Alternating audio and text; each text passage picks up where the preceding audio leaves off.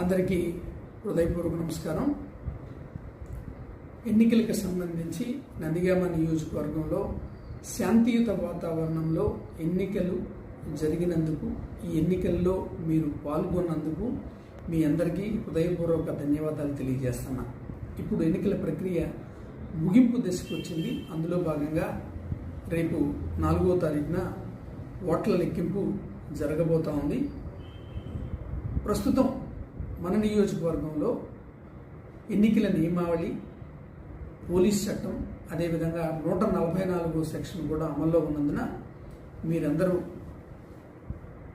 police వారికి సహకరించాల్సిందిగా, చివరంగా అంకమైనటువంటి ఎన్నికల లెక్కింపు, ఎన్నికల ఫలితాలని తెలిసిన తర్వాత ఏ విధంగా అయితే మనం ఎన్నికలని విజయవంతంగా జరుపుకున్నామో అదేవిధంగా మొత్తం ఈ ప్రక్రియని